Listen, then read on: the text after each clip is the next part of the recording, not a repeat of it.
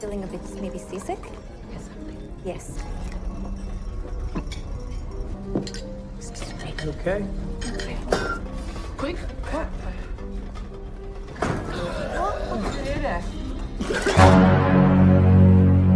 Halo teman-teman pecinta film di seluruh dunia, bagaimana? Apakah hari ini kalian sudah menonton film? Kalau belum, mari kita semua sama-sama menonton dan membahas alur cerita film Triangle of Sadness yang dirilis pada tahun 2022 ini. Film ini memenangkan penghargaan film terbaik di Festival Film Cannes yang ada di Prancis. Kalau kalian tidak tahu, itu loh yang ada di film Mr. Bean. Oke, tanpa spoiler di awal, langsung saja kita masuk ke alur ceritanya. Let's go! So, I want to know, did your parents support you in being a male model? Film diawali dengan memperlihatkan seorang pria bernama Carl yang sedang mencoba keberuntungannya untuk terjun di dunia model. Gaga. And H&M. Oh my god, get away from us. H&M is here again. Yay! Karena dulunya ia pernah menjadi model iklan kartun, tanpa berpikir panjang, para juri yang ada di sana langsung menerimanya menjadi model mereka. It's your triangle of sadness. Thank you very much. Carl memiliki seorang pacar yang juga seorang model yang setelah selesai makan, Carl menunggu Yaya pacarnya ini untuk membayar makanan tersebut. Thank you, honey. It's so sweet of you. Carl pun bilang kalau saat ini Yaya lah yang membayar makanan mereka karena Yaya sudah janji akan membayarnya kemarin. You said you were going to pay for food today. They said we were just having a nice dinner. Okay, but it was there for such a long time. I mean, I didn't see it. you didn't see the bill when it got put on the table. Entah karena apa, masalah kecil ini menjadi besar karena Yaya ingin pergi dikarenakan ia terus disuruh membayar oleh Carl. What are you doing? It's fine. Saat membayar, kartu kredit Yaya tidak bisa digunakan sehingga Carl jugalah yang membayar makanan tersebut. Di dalam mobil mereka kembali berantem, entah karena terobsesi dengan uang. Carl hanya ingin Yaya menjadi seseorang yang bertanggung jawab karena ia telah janji akan membayar makanan mereka. Generous person call ask any of my friends. I'm always paying. No. Let's take you out of it here. I don't want to be the man whilst you're the woman. Sampai di lift, mereka terus bertengkar mempersalahkan tentang uang, baju yang sudah dibelikan Yaya untuk Carl, dan lain-lain. Don't do things like that to me. What the hell are you doing with my money? Understanding the point. It's not about the money. It's about the fucking money, Yaya. Oh my god. Okay. I want it to be equal, Yaya. Di kamarnya saat ingin tidur, Carl didatangi oleh Yaya yang katanya ia menyesal dan minta maaf. Namun di saat itu, Yaya bilang ia ingin menguji calon bapak dari anaknya nanti apakah mampu menjaganya atau tidak. Sense, doesn't it? Sure. You know that the person I'm with intends to take care of me. About this trophy shit. When you... Scene berpindah ke kapal pesiar mewah yang sedang mendapat pengiriman dari sebuah helikopter. Namun saat dibuka, itu hanyalah Nutella. Kampret emang. Di kapal itu ada seorang wakil kapten bernama Paula yang sedang menyemangati para awak kapalnya agar mereka bisa bekerja dengan lebih semangat dan senang hati. Very generous money. Ternyata Carl dan Yaya berada di kapal pesiar itu juga dalam perjalanan menuju ke sebuah resort yang ada di sebuah pulau. Di sana, Carl terganggu dengan seorang pekerja kapal yang membuka baju di depan mereka dan sedikit menggoda Yaya. Hey, Hanya karena masalah sepele ini, Carl terlihat cemburu sehingga ia mendatangi Paula, sang wakil kapten, untuk melapor kalau ada seorang kru kapal yang mengganggu mereka dengan membuka baju. There's a crew member up on deck with no shirt on. Di sana, ia juga berencana untuk melamar Yaya menggunakan cincin yang dibelinya.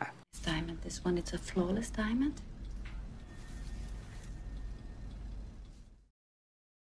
Paula mencoba memanggil si kapten yang ada di kamarnya untuk berlatih keselamatan dengan para kru kapal. Namun katanya si kapten sedang tak enak badan.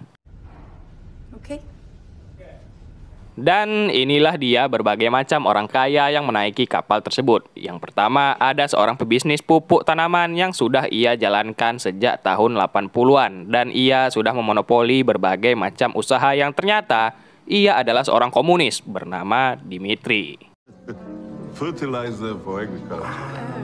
Call me the king of the shit here, not only CEO in one. Ada juga seorang ibu kaya bernama Therese yang saat ini sedang lumpuh dan tak bisa berbicara. Dan di seberang mejanya ada sepasang kakek suami istri. Kita panggil saja si kakek dan juga si nenek. Bolton? Di luar, Carl pun terkejut karena mengetahui kalau pekerja yang membuka baju tadi yang ia laporkan ternyata langsung dipecat.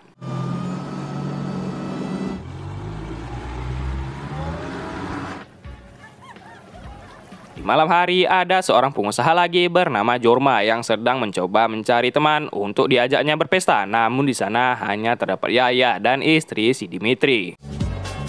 Amazing. Sorry if I'm interrupting. Dengan beralasan pacarnya yang tak bisa datang, ia pun meminta foto kepada mereka berdua. Setelah itu, tanpa diduga, Yaya dan istri Dimitri mencoba menghibur Jorma dengan berfoto bersama. Karena kemurahan hatinya, Jorma ingin membalas kebaikan mereka berdua dengan menraktir mereka. Paula kembali mendatangi kapten dan mengajaknya untuk acara makan malam bersama sang kapten. Namun si kapten tak mau datang dan ia bilang nanti saja hari Kamis makan malamnya. No, Thomas. Jorma pun menraktir mereka semua. Setelah itu, Yaya pun mengajaknya menari. Namun Jorma tak mau dan juga si Carl menjadi cemburu melihat pacarnya yang kecintilan ini. Supaya Carl tidak merajuk lagi, Yaya pun mengajaknya untuk melakukan mantap-mantap di malam hari yang dingin ini. Keesokan harinya ada seorang wanita kaya bernama Vera yang sedang mandi di kolam buatan. Melihat para kru kapal terus bekerja keras tanpa henti, ia pun meminta sebuah permintaan agar seluruh kru kapal menyebur ke laut untuk bersenang-senang hari ini. Come on, you. Enjoy the moment. Come on. Yeah, I know you want to. Come on. I do, but I'm going in. Yes. Paula awalnya tidak setuju dengan itu, namun setelah mempertimbangkan dengan matang, akhirnya ia pun mengizinkannya. Some crazy Russians. Di koridor, ia bertemu dengan seorang ibu lagi yang mengeluhkan kalau ia melihat layar kapal ini agak kotor. Seluruh awak kapal yang sedang bekerja pun disuruh untuk berenang di hari itu. Dan seorang ketua para kru kapal, kita panggil saja si Panjul ini, pun memberitahu kepada kapten kalau seluruh kru kapal akan berenang karena diminta oleh seorang ibu-ibu Rusia. Inilah dia tampang si kapten yang di saat itu mereka merencanakan untuk agenda makan malam nanti haruslah berjalan lancar. Seluruh awak kapal pun dengan terpaksa terjun ke dalam air guna menyenangkan hati Vera. Di malam hari akhirnya acara makan malam bersama kapten pun dimulai. Di malam itu cuaca sedang kurang baik karena sebentar lagi mereka akan menghadapi badai dan si ibu-ibu yang tadi siang pun menanyakan tentang layar yang kotor kembali. Namun si kapten menjawab kalau kapal ini adalah kapal mesin dan tidak memiliki layar sehingga mungkin si ibu kemarin sedang teler saja. We will clean the sails. Para tamu pun disuguhkan dengan makanan khas orang kaya yang lidah-lidah orang miskin seperti kita ini pasti menganggapnya itu biasa saja. Carl berbicara kepada si kakek dan nenek dan mereka cerita kalau kakek dan nenek ini memiliki usaha bahan peledak, lebih tepatnya perusahaan granat. Karena kapal yang terus bergoyang ditambah lagi makanan-makanan mewah, para tamu mulai sedikit merasa mabuk laut. Namun si kapten pintar dengan memesan hamburger biasa yang lebih bisa dicerna perut. Dan di saat itu Vera sudah merasa sangat mual sehingga ia mengeluarkan isi perutnya tersebut.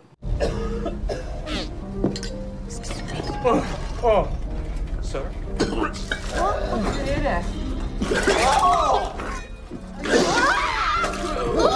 We should not drink champagne now. Take some water, please.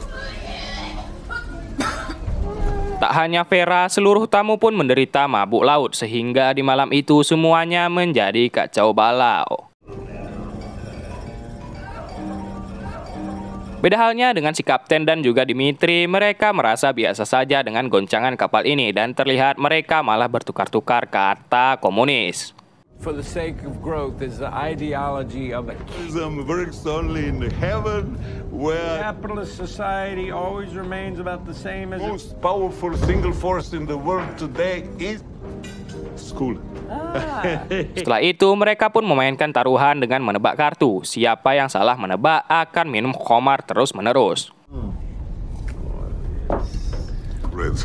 drink, my friend. Karena sudah teler itulah Dimitri masuk ke ruangan kapten, mengambil alih mic dan bilang kalau kapal akan segera tenggelam, sehingga membuat para tamu ketakutan keluar menggunakan pelampung. Not a communist, I am a Marxist. Bukannya menyuruh berhenti, si kapten yang oleng ini pun malah ikut-ikutan, sehingga membuat keadaan menjadi tambah tidak masuk akal. From your resident Russian capitalist state, not on our way to tax paradise. Just a crazy Russian.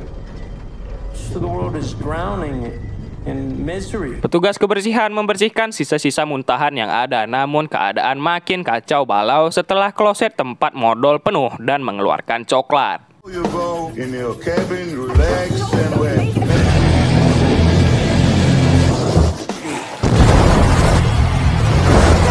I see is a savage monster. Paula bersama Panjul memutuskan aliran listrik supaya si kapten bisa diam, namun ternyata sia-sia dan si kapten tetap saja mengoceh tentang komunis. Government murdered Martin Luther King. That's dropped. Somebody makes $1 million with Britain. We carved up the Middle East. This speech in Canton, Ohio in 1918. Di pagi hari itulah terlihat ada sebuah kapal yang mendekati kapal pesiar yang ternyata mereka adalah kapal para perompak. Oh no! Beberapa jam kemudian ternyata kapal pesiar telah meledak dan mereka kini terdampar di sebuah pulau tak berpenghuni, dan di saat itu ada seseorang berkulit hitam yang mengaku kalau ia adalah seorang awak kapal, namun Dimitri curiga kalau ia adalah perompak. Tyler dan Yaya masih selamat, begitu juga dengan si ibu bisu dan juga Jorma, serta Paula pun juga masih selamat. Who are you? Sir? I work in the You calling him racist? Karena tak pernah di alam liar sebelumnya, mereka pun takut setengah mati dengan suara-suara yang ada, dan karena panik mereka menghidupkan suar yang terakhir. Di pagi hari terdapat sebuah skoci yang terdampar. Di dalamnya terdapat seorang awak kapal bernama Abigail yang di dalamnya juga terdapat banyak sekali makanan dan air. Paula merasa masih memiliki tanggung jawab kepada semua tamu dan ia membagi rata semua makanan dan minuman yang ada. Oh ya, orang kulit hitam ini kita panggil saja Pedro, dan akhirnya mereka bisa memakan makanan yang layak.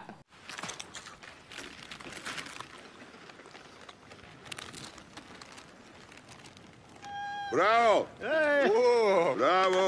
Abigail yang merupakan seorang tukang bersih-bersih di kapal rupanya memiliki kemampuan bertahan hidup yang bagus sehingga ia mendapatkan sebuah gurita untuk disantap malam nanti. Para orang kaya ini drill beban karena gak bisa ngapa-ngapain. Buat api gak bisa, nangkep ikan gak bisa, bisanya cuma makan aja sehingga harus Abigail sendiri yang membuatnya. For you, one for me. One for you, for me. One for you. That's mine. Karena hal itu, Abigail mengambil alih kemudi dengan bilang kalau ialah yang menjadi kapten di pulau ini karena mereka semua tak bisa apa-apa dan hanya menjadi beban. They don't know how to do that. Exactly. Sempat tak setuju, akhirnya Paula hanya bisa pasrah melihat Abigail karena kalau tak ada Abigail, mereka semua pasti tak akan bisa selamat di sana. Dan Dimitri juga sempat menawarkan kekayaannya, namun di tempat ini, harta kekayaan, emas, berlian, platinum tidak berlaku di tempat ini. Yes? Captain. Who am I? Captain. Who am I? Setelah makan itulah, Abigail menyuruh agar para perempuan bermalam di skoci dan para pria bermalam di luar menjaga api unggun. Dimitri mencoba membeli skoci itu dengan jam tangan Rolex-nya. Namun kan sudah saya bilang kalau orang kaya itu tak bisa apa-apa dan harta benda tak berlaku lagi di tempat ini. Di sisi lain, Pedro dan Carl melihat sebuah roti yang ada di tas Abigail sehingga diam-diam mereka bersama si ibu bisu pun memakan roti tersebut. We just have one more. Yeah. Di pagi hari, Dimitri bersedih mendapati istrinya yang sudah meninggal dan juga karena ketahuan memakan kue, mereka berdua dihukum oleh Abigail dengan tak memberi mereka makan malam ini. Bad. This is really bad. Carl hanya bisa mencari sisa-sisa sampah yang ada di pinggiran air yang ia pun menemukan sebuah parfum dan langsung memakainya. Nggak malu cewek-cewek yang nangkap ikan. Di malam itu, Pedro dan juga Carl hanya bisa melihat mereka memakan ikan yang begitu lezat. Namun saat itu Abigail terus saja melihat Carl. Entah kasihan atau karena efek parfum, Abigail memilih Carl yang akan tidur bersamanya di skoci malam ini.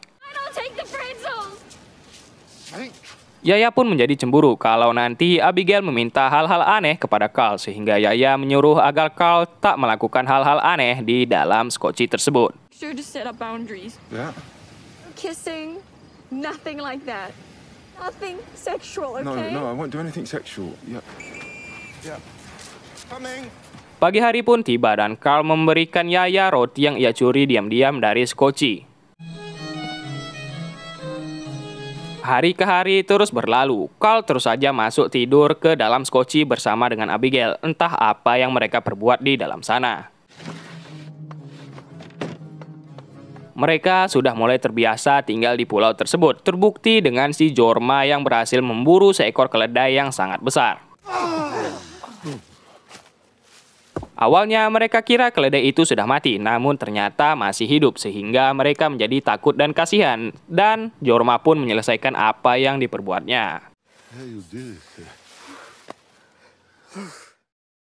Di malam hari mereka merayakan Jorma yang berhasil memburu keledai tadi. Dan saat itu Yaya melihat tangan Carl yang masuk ke dalam baju Abigail sehingga ia curiga dan merasa yakin kalau Carl telah selingkuh. Why is your hand under her jacket on her chair? I don't know, it's just there. What? Di malam hari ternyata benar kalau Carl telah selingkuh bersama Abigail karena Carl ingin membahagiakan Abigail yang sudah lelah mengumpulkan makanan tiap hari. No. Di pagi hari akhirnya Pedro mengaku kalau ia adalah perompak yang kerjanya adalah merompak kapal yang telah ditagarkan oleh orang yang telah menyewa mereka. Yaya ingin pergi naik gunung hari ini sehingga Abigail pergi bersamanya jaga-jaga ada hal yang berbahaya di perjalanan. We're doing this together, Yaya. Mereka pun terus menjelajahi dan mendaki pegunungan yang ada. Di sisi lain, si ibu bisu bertemu dengan seseorang penjual cenderamata. Entah dari mana munculnya pria ini, tapi ia menjual berbagai macam cenderamata, mulai dari gelang dan topi. Namun si ibu mencoba cerita kalau ia sedang terdampar di pulau ini. Karena tak mengerti, si pria pun pergi meninggalkannya dan itu semakin tidak masuk akal. Di sisi lain, Yaya memanggil Abigail dan ternyata selama ini mereka berada di pulau tempat resort yang ingin mereka datangi dan itu sangatlah di luar nalar. Karena kenapa gak periksa dulu seluruh pulau pas di awal tadi, bangke. Mereka masih tak percaya dan akhirnya mereka bisa pulang. Namun saat itu Abigail memiliki rencana untuk memiliki Carl seorang diri dengan membunuh Yaya. Karena kalau keadaan membaik seperti ini, Abigail sudah dipastikan akan menjadi tukang bersih-bersih lagi dan Carl pasti tak mau dengannya lagi.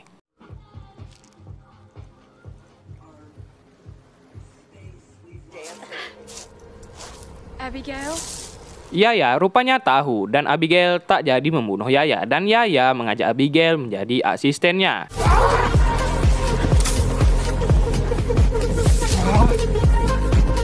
Carl terus berlari melewati berbagai tanaman tajam menuju mereka berdua dan film pun berakhir. What the hell? bagaimana filmnya teman-teman? Nggak jelas kan? Saya pun bingung, kok bisa film absurd gini menang festival film Cannes? Oke lah, sekian dulu untuk video kita pada kali ini. Saya Mario pamit undur diri dan sampai jumpa di video selanjutnya guys. Goodbye. Yuhu. Woi, subscribe lah, subscribe channelku yang satu lagi hilang dari YouTube. Aduh, disuspend YouTube kampret. Subscribe lah, tolong subscribe.